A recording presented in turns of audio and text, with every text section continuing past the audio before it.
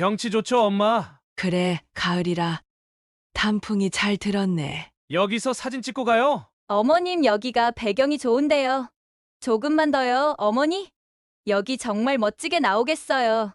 괜찮아요, 엄마. 며느리가 찍어주려는 거예요. 애비야, 너도 같이 찍자.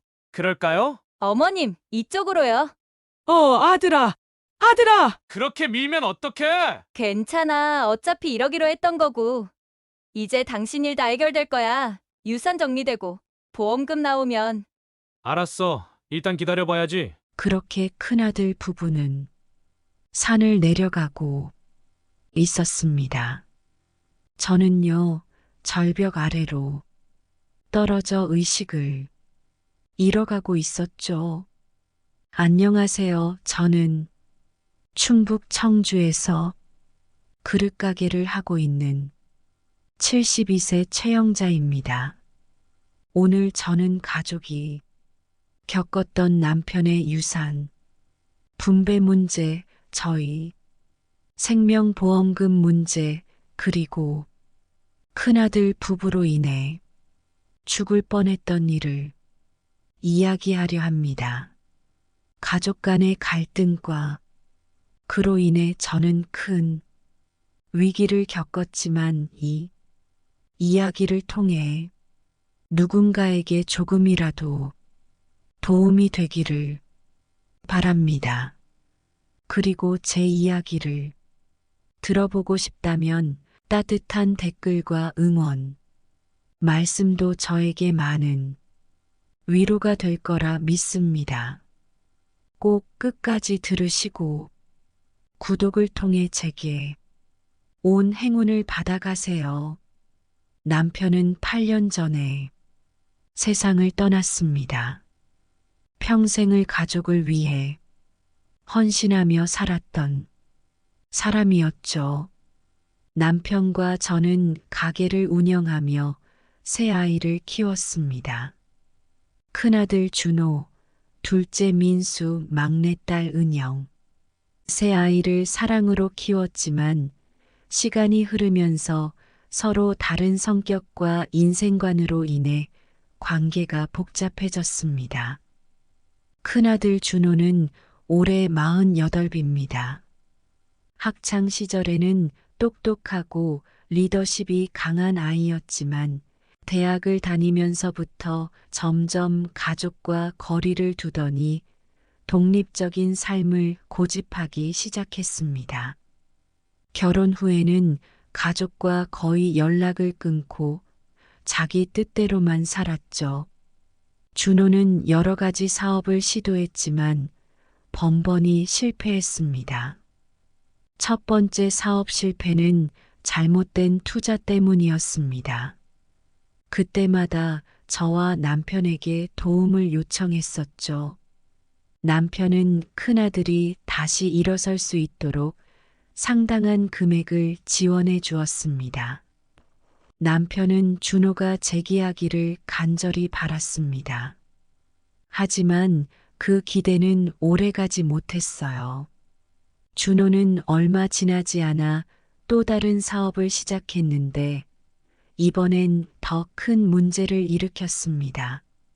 사업 자금을 엉뚱한 곳에 쓰며 아내와의 갈등이 커졌고 결국에는 바람까지 피웠습니다. 그 일로 아내와 준호는 심각한 다툼을 벌였고 결국 준호는 집을 나와 제게 돌아왔습니다.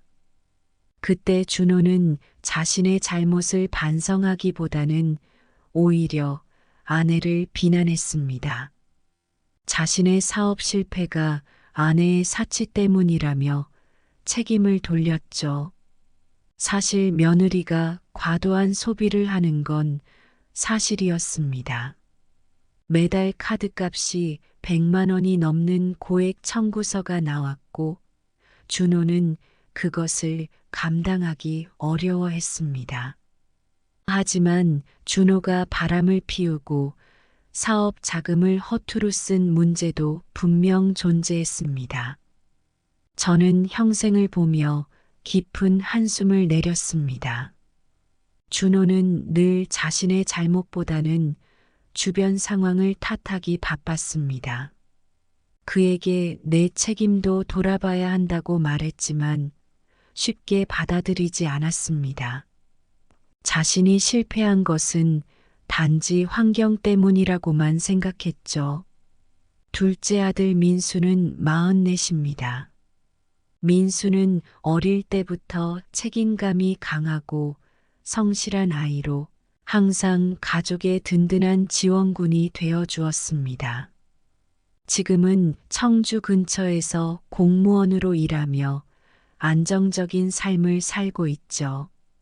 민수는 형과 달리 현실적이고 신중한 선택을 해왔지만 준호와의 갈등으로 큰 스트레스를 받고 있었습니다. 민수는 준호가 아버지의 도움을 받고도 여전히 무책임한 행동을 하는 것을 보며 점점 지쳐갔습니다. 준호와 대화를 시도했지만 형은 동생의 조언을 받아들이기는커녕 오히려 민수를 질투했습니다. 민수는 안정적인 직업과 삶을 가진 자신을 탓하는 형의 태도에 크게 실망했습니다. 준호는 종종 민수에게 자신이 얼마나 힘든 상황인지 강조하며 도움을 요청했습니다. 하지만 민수는 준호가 같은 실수를 반복하며 아무런 변화도 보이지 않는 것에 회의를 느꼈습니다. 결국 민수는 형과의 대화를 멈췄고 두 사람의 관계는 점점 멀어졌습니다. 막내딸 은영이는 올해 42살입니다. 은영이는 어릴 적에 밝고 활발한 아이였지만 집안 문제로 인해 점차 가족과 거리를 두게 되었습니다. 지금은 서울에서 간호사로 일하며 독립적인 삶을 살고 있습니다. 특히 은영이와 준호의 관계는 오래전부터 갈등으로 얼룩져 있었습니다. 준호는 어릴 적부터 부모님이 은영이를 더 사랑한다고 느끼며 은연중에 서운함을 품고 있었습니다. 은영이는 똑똑하고 착실했던 탓에 부모님의 칭찬을 많이 받았기 때문입니다. 준호는 이러한 감정을 결혼 후에도 떨쳐내지 못했고 결국 은영이와 사이는 멀어지게 됐습니다. 남편이 떠난 후 유산 문제가 불거지면서 이 갈등은 더 깊어졌습니다. 남편이 남긴 유언장은 준호에게는 작은 아파트, 민수와 은영이에게는 아파트 값보다 2배 이상의 부동산을 나누겠다는 내용을 담고 있었습니다. 남편은 준호가 과거에 사업을 빌미로 받아간 돈의 액수와 그걸 제대로 쓰지 못했던 점, 앞으로도 재산을 바르게 사용하지 못할 거라는 판단을 했던 것 같아요. 사실 제 앞으로 이미 몇 년 전에 민수와 은영이에게 나누어 준 만큼의 땅을 몰래 명예 이전을 해놓았고 이는 준호의 몫이었던 거죠. 준호는 이 유언장을 보고 충격을 받았습니다. 자신이 가장 어려운 상황에 처해 있다며 유산이 자신에게 돌아가야 한다고 주장했습니다. 준호는 가족들에게 자신의 필요를 강조하며 분노를 터뜨렸습니다. 민수는 아버지의 결정을 존중해야 한다며 준호를 설득했지만 준호는 동생의 말을 듣지 않았습니다. 오히려 민수의 안정적인 삶을 비난하며 자신이 받지 못한 것에 대해 억울함을 표현했습니다. 은영이는 유산 자체에 관심이 없다며 완전히 선을 그었지만 준호는 은영이의 말조차 믿지 않았습니다.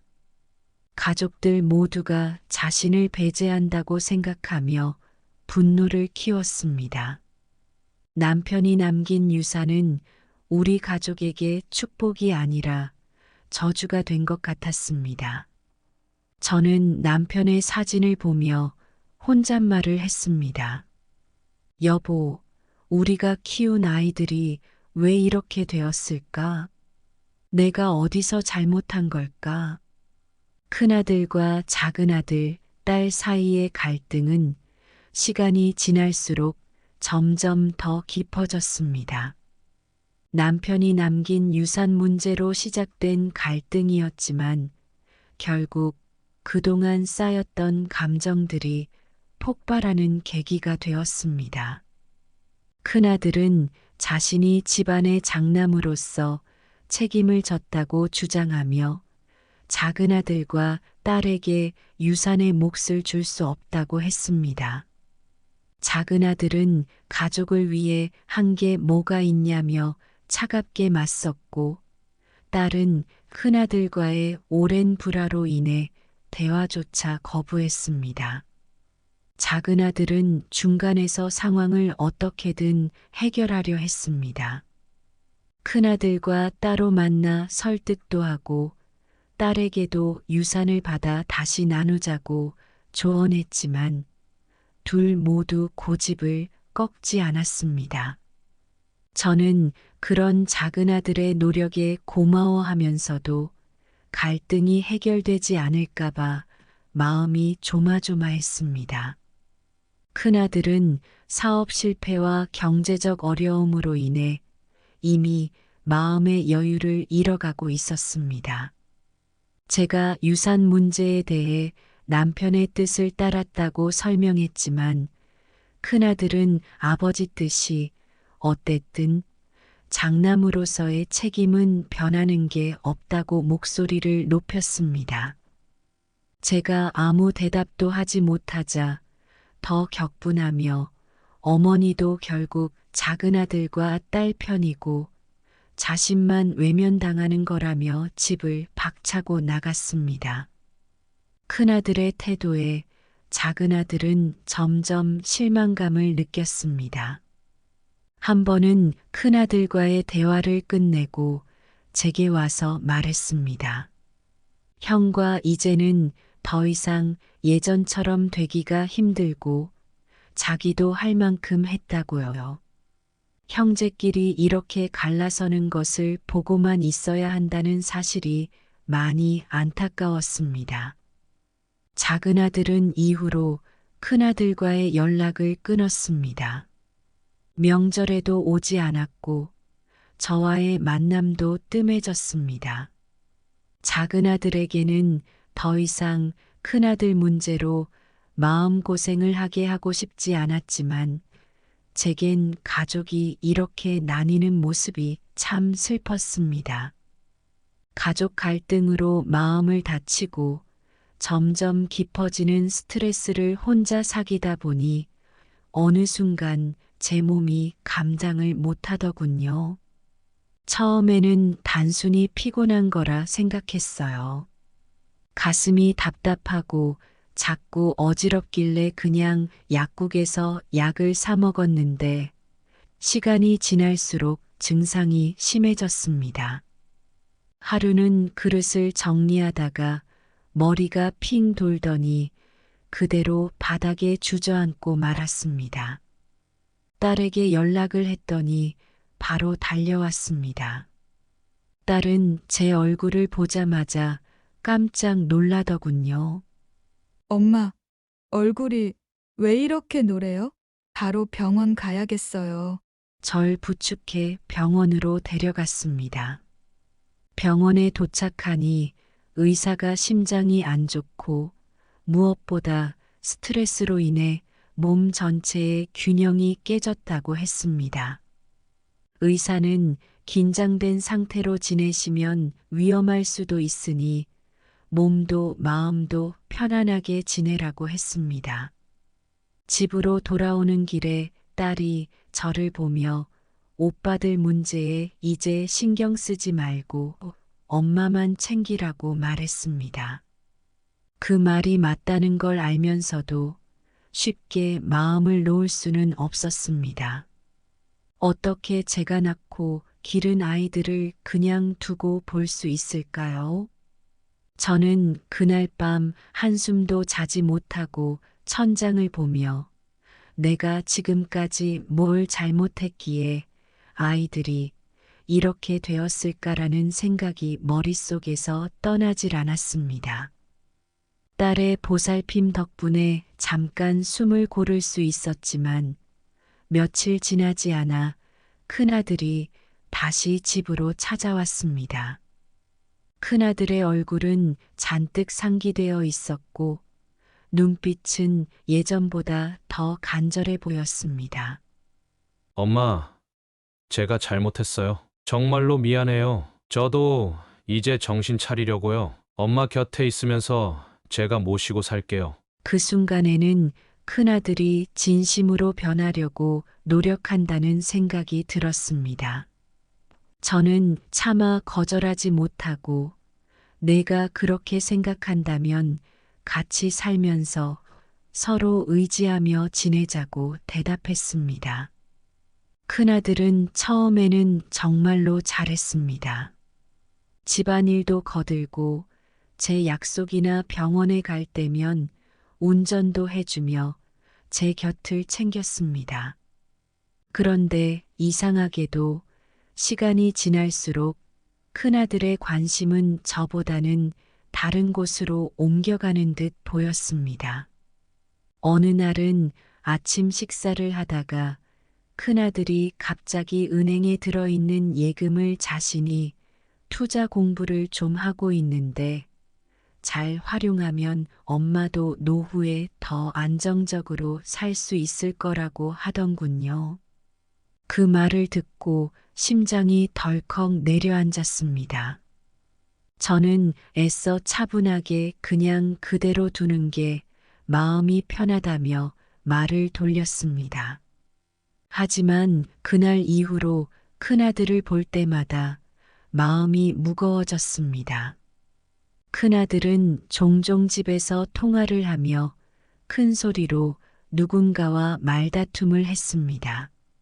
아니라니까! 이번만 성공하면 돼! 그냥 기다려봐! 라는 말을 들으며 여전히 상황이 어렵다는 것을 알게 되었습니다. 또 다른 날에는 가게에 찾아와 매출 장부를 보여달라고 하더군요. 자기가 가게 재정을 좀 더 효율적으로 관리해 드린다며 제가 혼자 챙기면 힘들다고 하면서요. 저는 단호히 그 말을 거절했습니다. 그 순간 큰아들의 얼굴이 굳었고 씁쓸한 미소를 지으며 엄마를 도와드리려는 건데 의심하면 섭섭하다고 했습니다. 그 말이 또 제 마음을 흔들었습니다. 그런데 큰아들은 남편의 유산에 대해 알고 있다는 듯 행동했습니다. 가끔 집안일을 돕거나 가게에 오면 남편이 남긴 재산에 대한 이야기를 우회적으로 꺼내곤 했습니다. 유산이 남아 있다면 자신이 관리해야 한다는 의도가 담겨 있는 말투였습니다. 저는 애써 아무렇지 않은 척했지만 큰아들의 말에서 느껴지는 집착과 기대가 점점 제 마음을 무겁게 했습니다. 딸은 큰아들과 제가 더 가까워지고 있다는 소식을 들었는지 이전보다 더 자주 저를 찾아왔습니다.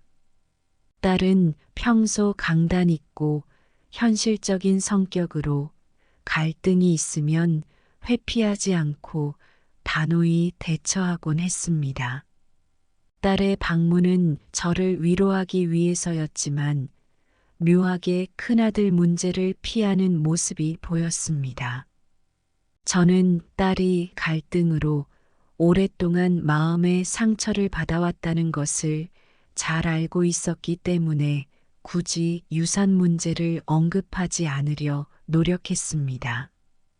그러나 딸이 제가 큰아들에게 더 마음을 주고 있다고 느꼈는지 대화 중 단 한 번도 표현하지 않았던 차가운 태도가 느껴지곤 했습니다.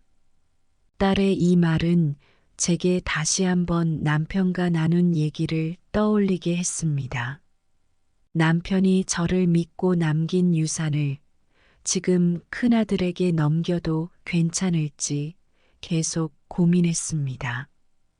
그 당시 40이었던 큰아들은 살고 있던 집도 다 팔았고 며느리와 손주 둘까지 제가 살고 있는 집에 같이 살고 있었거든요. 거기다 며느리는 일도 안 하고 그릇가게에 나와 일을 돕는 큰아들의 월급으로만 생활하고 있었습니다. 아직은 큰아들도 며느리도 제대로 정신을 차린 것 같지 않았거든요. 큰아들의 유산에 대한 관심은 시간이 지날수록 점점 심해졌습니다. 틈만 나면 과거 남편이 남긴 재산에 대해 은유적으로 묻거나 마치 현재 남아있는 금액을 계산하려는 듯 말을 던지곤 했습니다. 저는 답변을 피하거나 장난스럽게 얼버무렸지만 그럴수록 큰아들은 짜증 섞인 태도를 보였습니다. 때로는 과도하게 도움을 주려는 것처럼 행동하기도 했습니다. 그러면서도 행동에는 뭔가 불안함이 느껴졌습니다. 집에서 큰 소리로 통화하며 다급하게 누군가를 설득하는 모습이나 무언가 감추려 하는 표정에서 저는 큰아들이 경제적으로 여전히 벼랑 끝에 서 있다는 걸 짐작할 수 있었습니다. 자주 자신의 의도를 감추려 했지만 점점 더 분명히 드러나는 행동들로 인해 저는 혼란스러웠습니다. 저는 남편이 믿고 남긴 유산을 지켜야 한다는 책임감과 큰아들에게 도움을 주고 싶은 연민 사이에서 갈팡질팡했습니다. 큰아들의 요구를 들어주면 다시 재기할 수 있지 않을까 하는 희망이 마음 한편에 자리 잡았지만 동시에 딸과 작은아들이 염려했던 큰아들의 우유부단한 태도가 걱정스러웠습니다.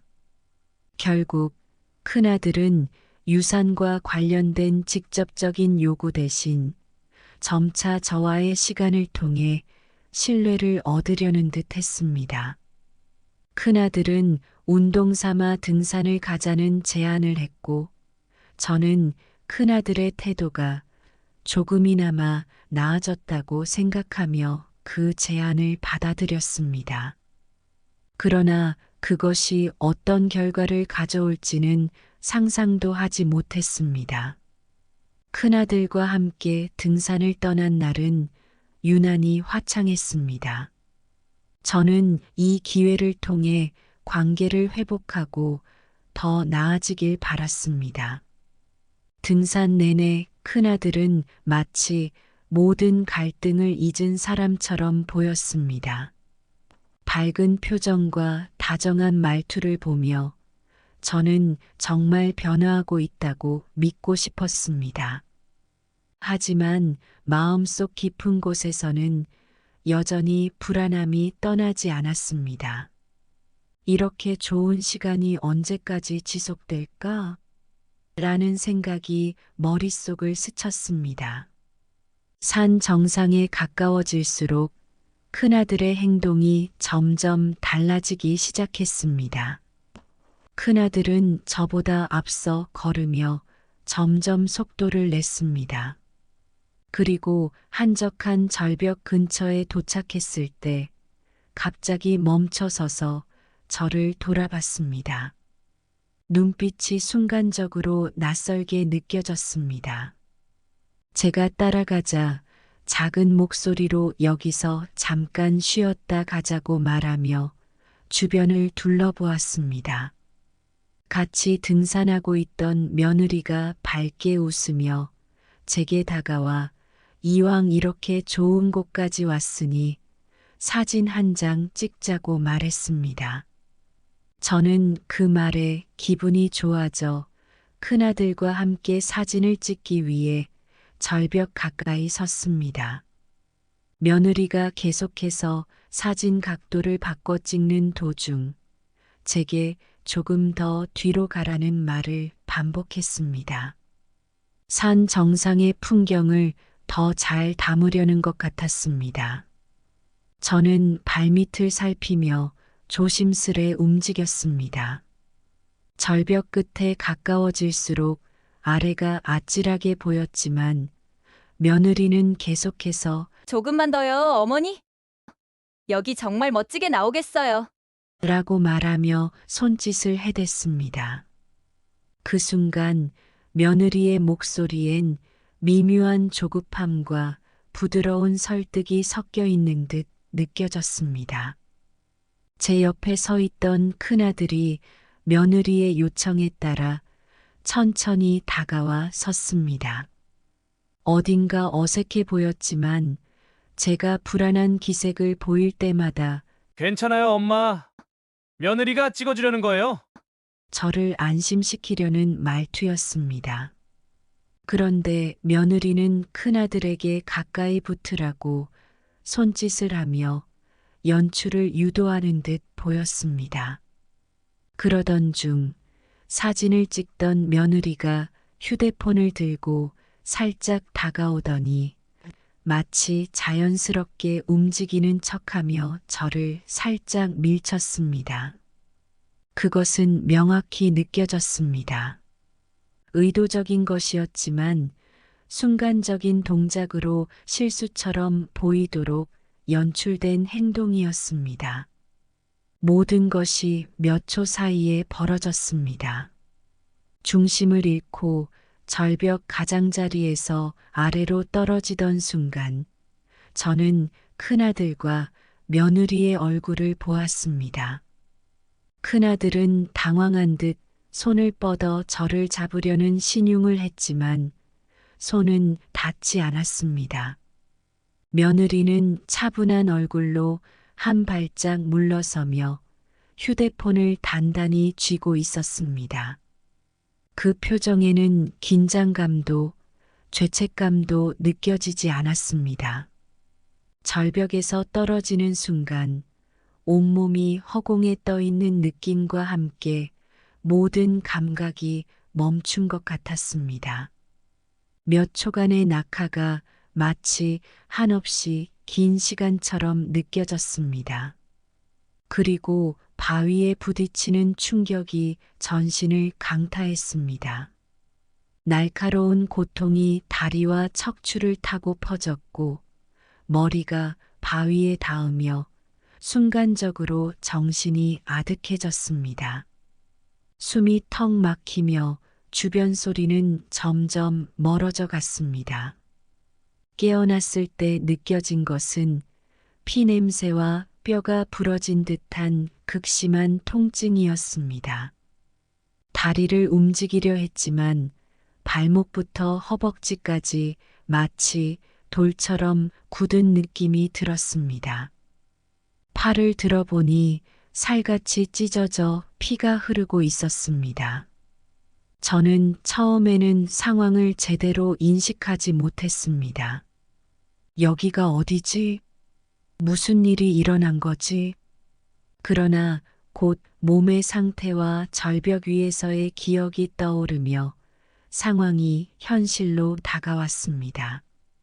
절벽 아래는 외부와 완전히 단절된 고립된 공간이었습니다. 위로는 깎아지른 듯한 암벽, 아래로는 바위 투성이의 골짜기 뿐이었습니다. 저는 구조를 기다리며 외마디 소리를 몇 번 내질렀지만 울려 퍼지는 메아리만 되돌아왔습니다. 가을 산의 날씨는 추웠습니다. 옷은 추락할 때 찢어졌고 배낭에 있던 수건과 얇은 등산 점퍼를 꺼냈습니다. 체온은 빠르게 떨어지기 시작했습니다.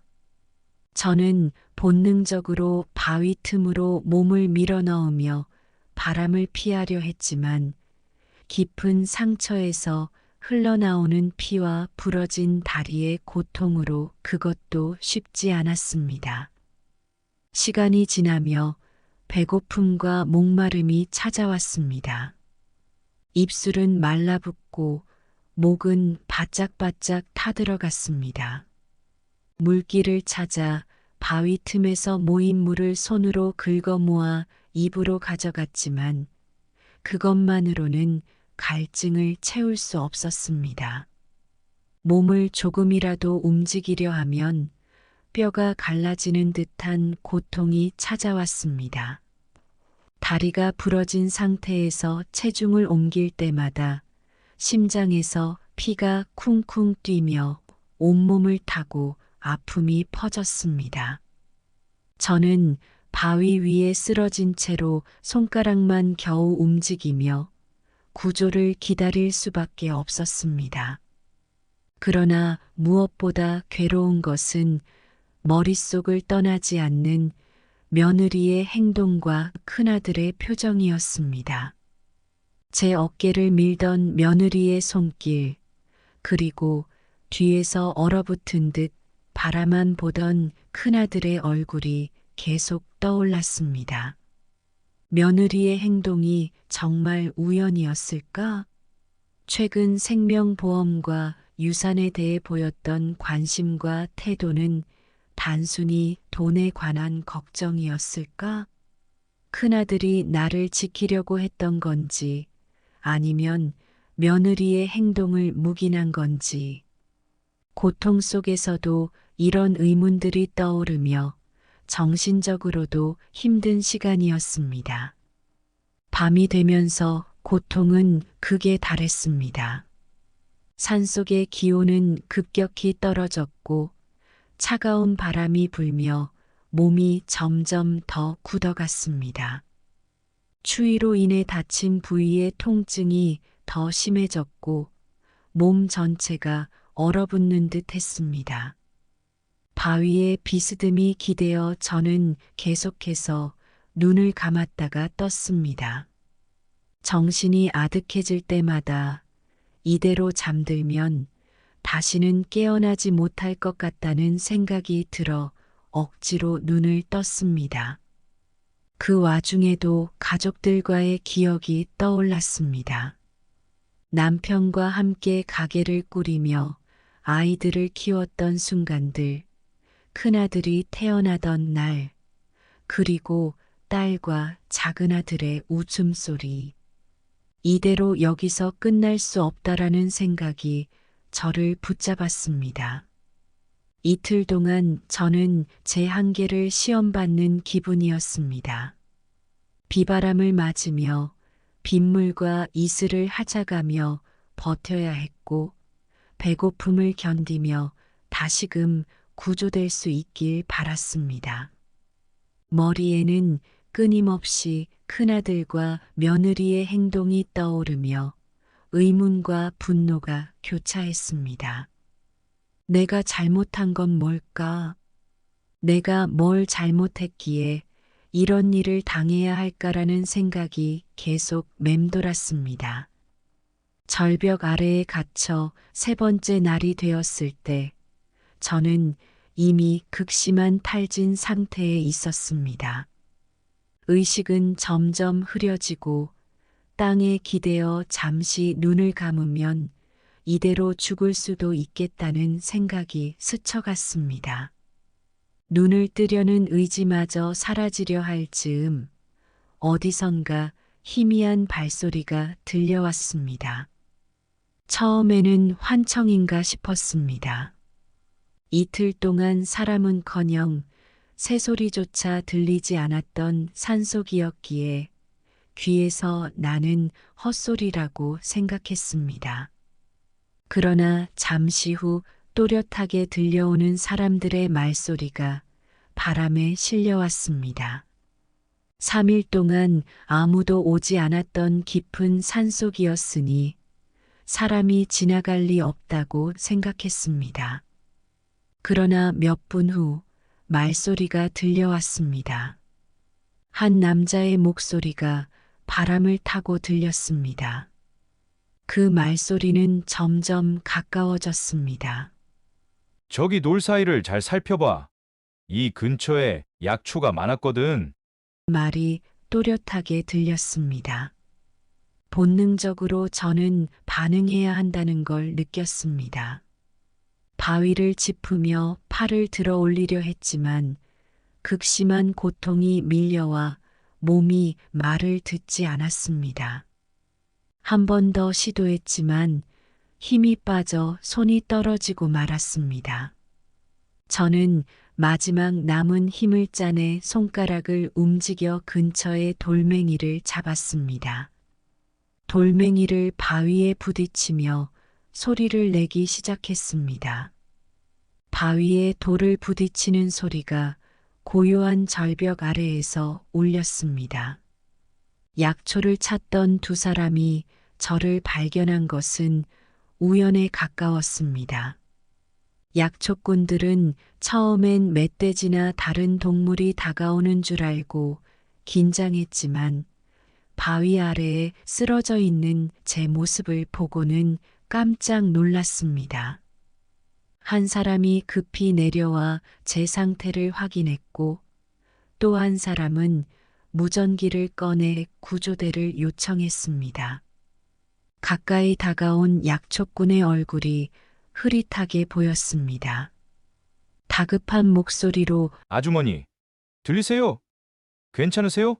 구조대를 부를 테니 조금만 버텨주세요. 라고 말했습니다. 저는 힘겹게 고개를 끄덕이며 그가 하는 말을 듣고 있었지만 온몸이 말을 듣지 않았습니다. 구조대가 오기 전 약초꾼들은 제가 추위로 더 악화되지 않도록 가지고 있던 외투와 물을 나눠줬습니다. 그중 한 사람은 제 손을 꼭 잡으며 이제 괜찮아요. 금방 사람들이 올 거예요. 라고 말하며 안심시켰습니다. 그 따뜻한 손길은 몇 날 며칠간 느끼지 못했던 인간적인 온기를 느끼게 해주었습니다. 구조대는 줄과 장비를 사용해 절벽 아래로 내려왔습니다. 구조대의 얼굴을 보자마자 안도의 눈물이 흘렀습니다. 한 구조대원이 제 상태를 확인하더니 급히 무전으로 의료팀을 요청했습니다. 다리가 부러진 상태입니다. 출혈도 심하고 저체온증 상태입니다. 라는 말을 듣는 순간 제 몸이 이렇게까지 손상되었음을 처음 깨달았습니다. 저는 들것에 실려 천천히 절벽 위로 끌어올려졌습니다. 올라가는 동안 햇살이 얼굴을 스치며 따뜻한 느낌이 들었고 오랜만에 세상의 빛을 본다는 사실이 믿기지 않았습니다. 절벽 위로 올라온 뒤 대기 중이던 구급차에 실려 병원으로 향했습니다. 이동하는 내내 구조대원의 손이 제 손을 잡고 있었습니다. 괜찮아요. 이제 안전합니다. 라는 목소리가 위안이 되었지만 제 머릿속은 여전히 큰아들과 며느리에 대한 생각으로 가득했습니다. 병원으로 이송된 뒤 저는 여러 차례 정밀 검사를 받았습니다. 다리가 부러지고 여러 부위에 골절과 찰과상이 있었지만 생명에는 지장이 없다는 진단을 받았습니다. 의료진은 제가 심각한 저체온증 상태였다고 했습니다. 저는 내가 살아남았다는 사실에 안도하면서도 마음속에 남아있는 의심과 분노가 떠올랐습니다. 경찰은 병실로 찾아와 사건 경위를 묻기 시작했습니다. 저는 당시 상황을 최대한 사실적으로 설명했지만 며느리의 행동에 대해 말할 때마다 목소리가 떨렸습니다. 경찰은 제가 추락한 절벽 부근이 외진 지역이고 약초꾼의 증언을 토대로 사건의 정황을 파악하고 있었습니다. 며느리가 사진을 찍으면서 절벽 끝으로 저를 몰아갔던 점, 그리고 큰아들이 그 상황에서 제대로 된 대처를 하지 않았다는 점, 119 구조대를 요청하지 않은 점, 실종 신고를 안 한 점이 수사에서 주요한 의문점으로 떠올랐습니다. 경찰은 큰아들과 며느리를 불러 조사했습니다. 며느리는 사고 당시 제가 절벽 근처로 간 이유가 스스로 풍경을 더 잘 보려 했기 때문이라며 자신은 단지 사진을 찍으려 했을 뿐이라고 주장했습니다. 사진 촬영 도중 제가 발을 헛디뎌 추락했다고 설명했지만 진술에는 빈틈이 많았습니다. 특히 경찰은 며느리가 찍었던 사진을 분석하며 이상한 점들을 찾아냈습니다. 마지막으로 찍힌 사진에는 제가 절벽 끝으로 몰리는 모습이 고스란히 담겨 있었고 며느리가 제게 손짓을 하며 절벽 쪽으로 움직이게 유도했던 장면도 드러났습니다. 큰아들은 처음에는 사건에 대해 말을 아꼈습니다. 단순한 사고였다고 주장하며 며느리의 행동을 감쌌습니다. 그러나 경찰이 큰아들의 최근 금융 기록을 조사하며 생명보험 가입 내역과 경제적 어려움을 확인하자 점점 말을 흐리기 시작했습니다. 경찰은 사건의 동기를 확인하기 위해 생명보험 가입 내역과 가족 간의 재정 문제를 조사했습니다. 조사 결과 큰아들은 사고가 있기 몇 주 전에 제 생명보험을 몇 개 가입한 적이 있었습니다. 큰아들은 보험 수익자를 자신의 이름으로 해놓았고 보험 외에도 큰아들은 남편이 남긴 유산의 존재에 집착하며 제게 끊임없이 유산을 관리하겠다고 설득했던 증거가 드러났습니다. 며느리 역시 경찰 조사에서 보험과 유산에 관해 큰아들과 여러 차례 논의한 사실이 밝혀졌습니다. 며느리는 경제적 어려움 때문에 보험과 유산에 대해 이야기한 적은 있지만 해치려는 의도는 없었다고 주장했지만 경찰은 며느리의 진술을 쉽게 믿지 않았습니다. 치료 과정은 길고 힘들었습니다. 부러진 다리는 깁스와 재활 치료가 필요했고 찰과상 부위는 시간이 지나면서도 쉽게 회복되지 않았습니다. 체력적으로나 정신적으로 극복해야 할 부분이 많았지만 딸과 작은 아들이 제 곁을 지키며 힘이 되어 주었습니다. 딸은 병원에 자주 찾아와 제 손을 잡고 있어 주었고 작은 아들은 병원비와 관련된 행정적인 일을 처리하며 저를 도왔습니다. 두 아이의 보살핌을 받으며 저는 가족이 얼마나 소중한지 다시금 깨닫게 되었습니다. 하지만 동시에 큰아들과 며느리의 부재가 뼈저리게 느껴졌습니다. 큰아들과 며느리는 한 번도 병원에 오지 않았고 연락조차 없었습니다. 저는 스스로에게 여러 차례 물었습니다. 큰아들 부부는 왜 나를 이렇게 외면하고 해치려 했을까? 사건은 결국 법정으로 이어졌습니다.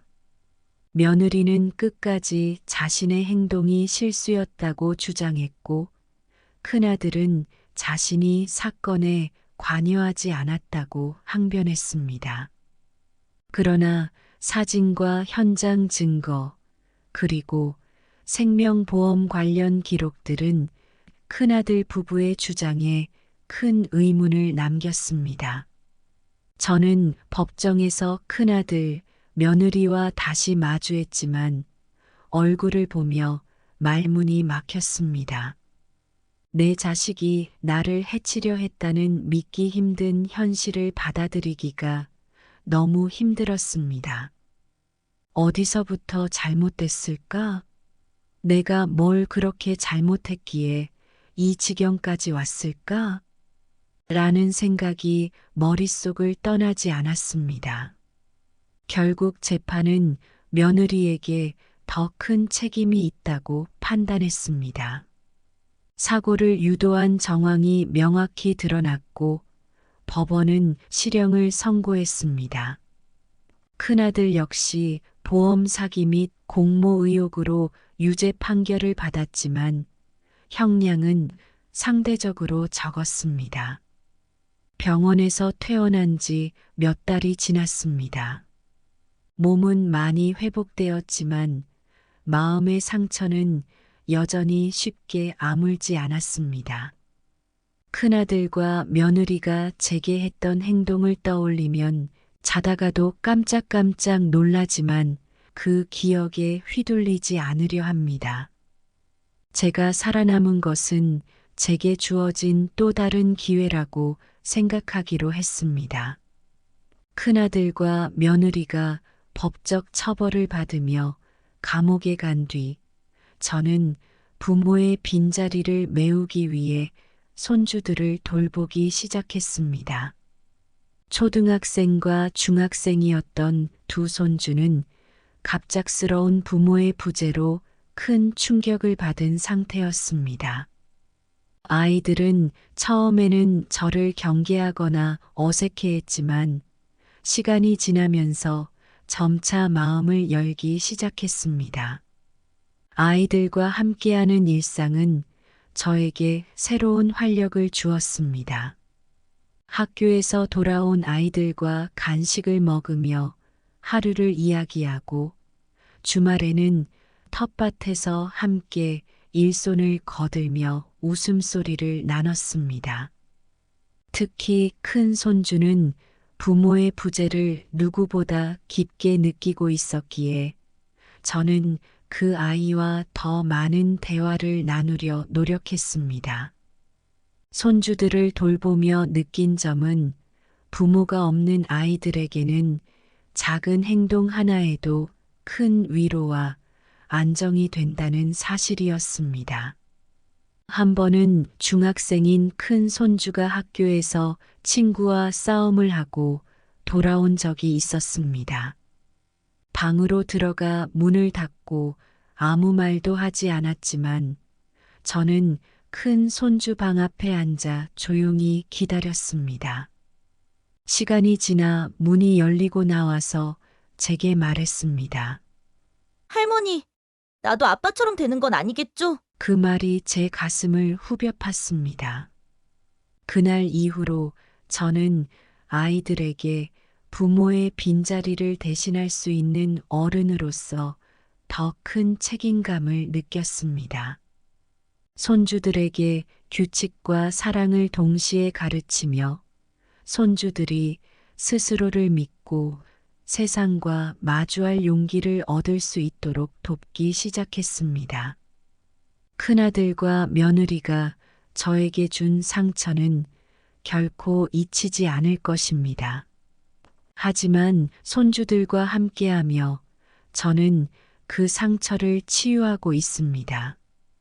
이 아이들은 나의 새로운 삶의 이유이자 내가 버티고 살아가야 할 힘입니다. 아이들과 함께 텃밭을 가꾸고 저녁 식사를 준비하며 느끼는 소소한 행복은 저에게 큰 위로가 됩니다. 저는 이 아이들이 부모의 그늘에서 벗어나 더 나은 삶을 살 수 있도록 돕는데 제 남은 인생을 바치겠다고 결심했습니다. 큰아들과는 더 이상 연락을 하지 않습니다. 그런 행동을 완전히 용서할 수는 없지만 미움으로 제 남은 삶을 채우고 싶지는 않습니다. 저는 스스로에게 이렇게 말합니다. 이미 지나간 일이다. 그곳에 멈춰 서 있지 말자. 언젠가 출소하면 다시 찾아오겠지만 이제는 정말 남이라고 생각하고 살고 있습니다. 삶은 때로 우리에게 상상할 수 없는 고난을 던져줍니다. 하지만 그 속에서도 사랑과 책임을 통해 다시 일어설 이유를 찾을 수 있습니다. 저는 손주들과 함께하며 가족의 의미와 삶의 목적을 새롭게 배우고 있습니다. 이 영상을 보시는 분들도 설령 지금이 가장 힘든 시기라 해도 분명히 다시 일어설 이유를 찾게 될 것입니다. 사랑은 우리를 다시 살아가게 하는 가장 강력한 힘입니다. 제 이야기 어떠셨나요? 저는 이런 과정을 겪고도 살아가고 있습니다. 여러분도 이와 비슷한 경험을 하신 적이 있으신가요? 갈등을 겪으며 서로를 이해하고 화해로 나아가는 길을 찾는 것이 쉽지 않았던 순간이 있으셨다면 그때 어떤 방법으로 해결하셨는지 알고 싶습니다. 제가 절벽에서 떨어져 살아난 것은 정말 행운입니다. 따뜻한 위로와 조언을 댓글로 남겨주시면 정말 큰 힘이 될 것 같습니다. 함께 해주신 분들 정말 감사드립니다. 꼭 구독과 좋아요를 눌러서 행운을 받아가시길 바랍니다.